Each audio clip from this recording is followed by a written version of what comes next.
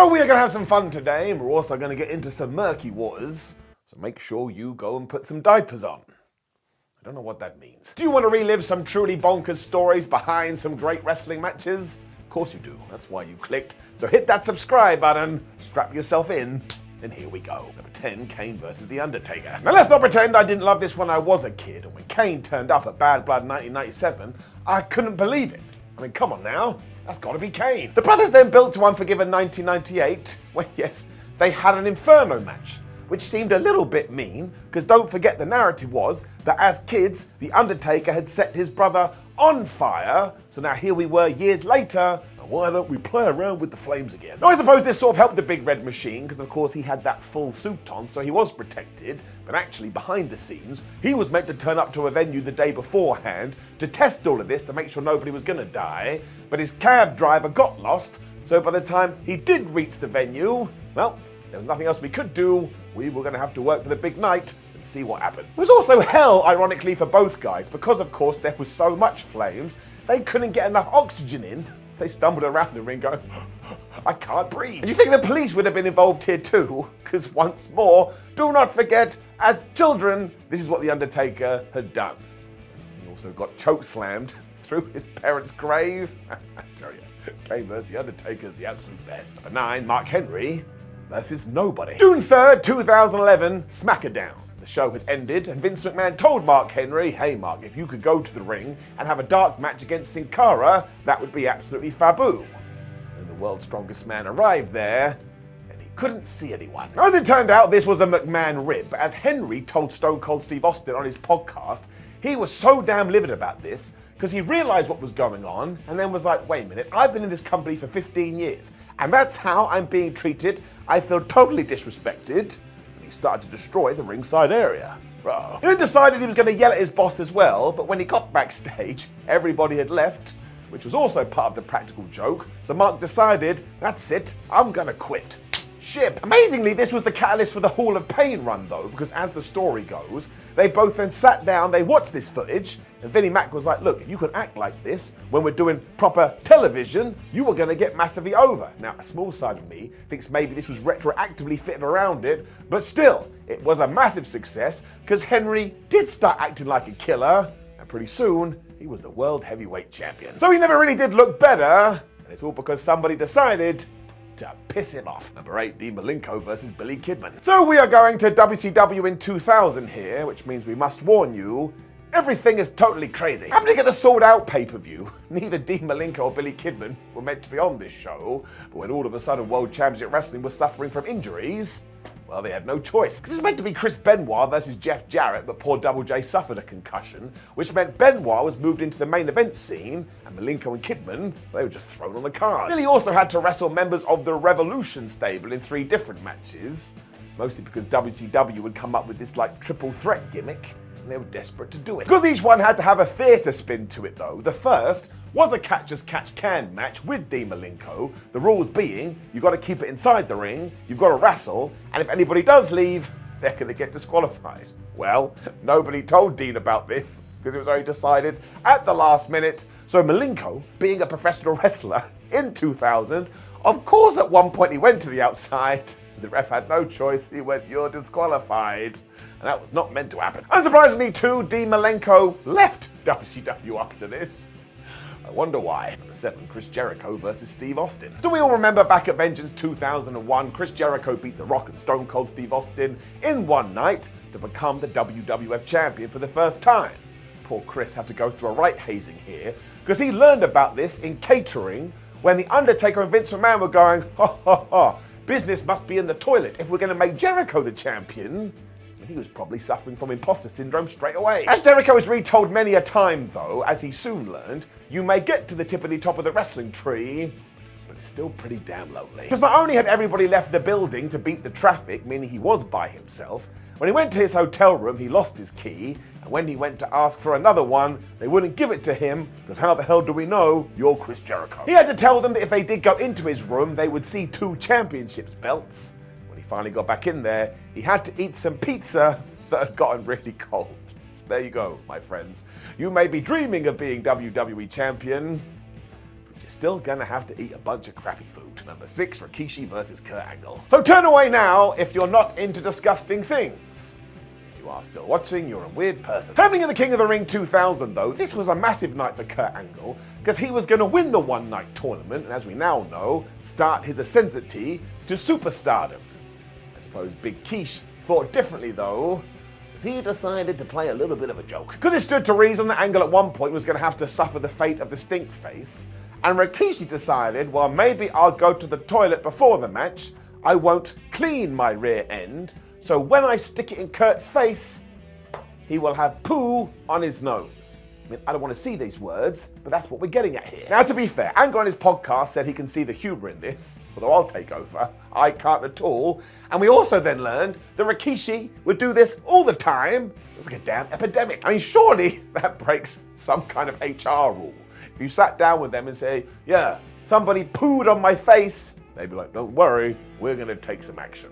Didn't happen. Number 5, CM Punk versus Samoa Joe. So you all know this one because it was very recent. We have to put it in here. How the hell could we not? It is amazing to watch back now because when Samoa Joe and CM Punk did start All In 2023 in Wembley Arena, or Wembley Stadium I should say, CM Punk looks perfectly fine, but minutes prior to this, he had gotten into a fight with Jack Perry. Damn. It stemmed from the pre-show where Jungle Boy had made some comments about using real glass, and this was an incident that had happened on AEW Collision a few weeks prior when Jack did want to do this, and Punk was like, no, that's really silly. And when we got round to it at the pay-per-view, because of course as soon as Punk heard this quip, he took it as a slight. He met him at the entranceway when, yes, it sounds like some punches were thrown, and even poor Tony Khan got dragged into it. I mean, something huge must have gone down, because of course CM Punk was fired a few weeks after this. Although moving that to one side, you do have to be very impressed with CM's performance. He must have been filled with beans, but he still went out and did what he did. It was damn impressive. To be fair though, he does have this wry smile on his face. So maybe he knew, friends.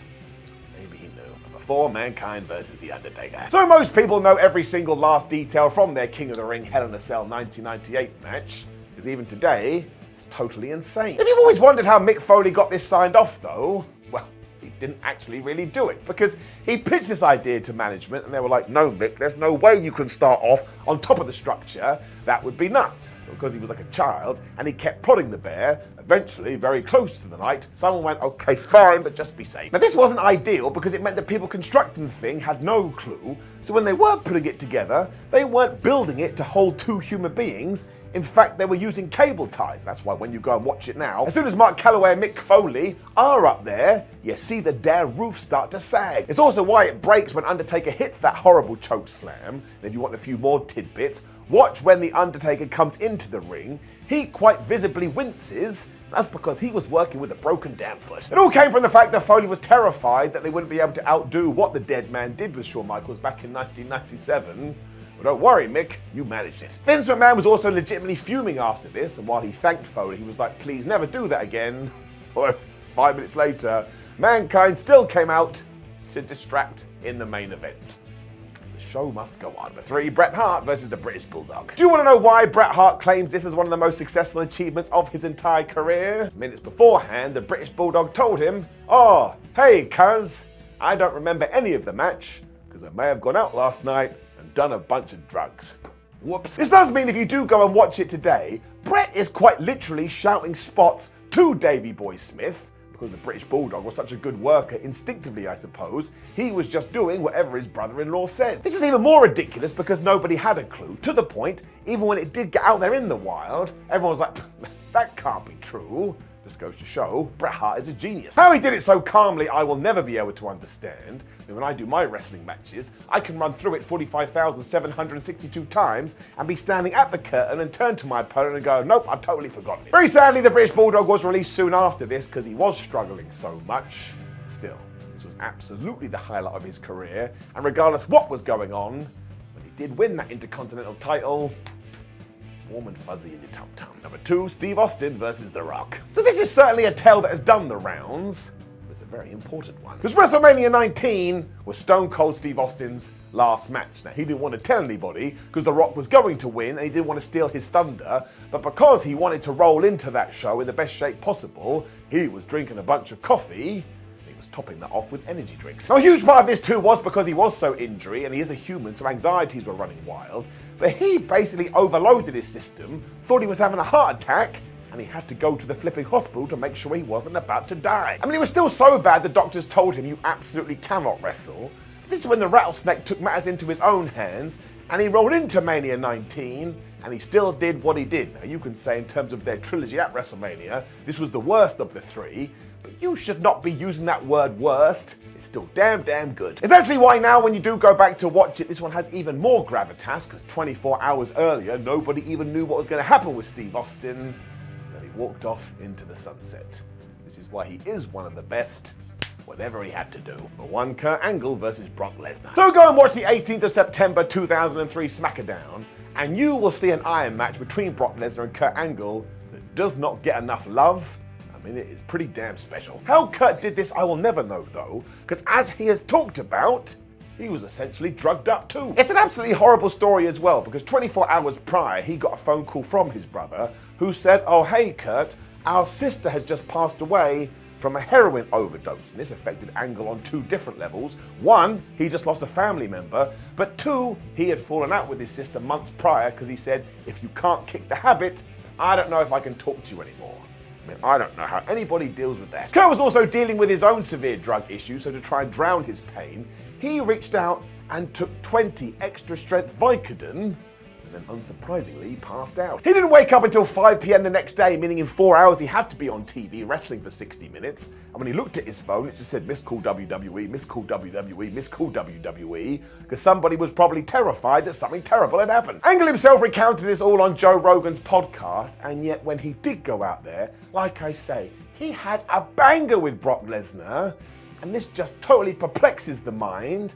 I mean, it should quite literally be impossible. Angle himself described it as he had to do a good a job as possible because it was the best way to block any emotions he had toward his sister. So that would get you right in the sad gland. But it's also a great piece of evidence that when you are talking about the best wrestlers ever, you gotta throw Kurt Angle into the mix. Thank you very much for stopping by. My name was Simon Miller. I appreciate you muchly, and I'll see you soon.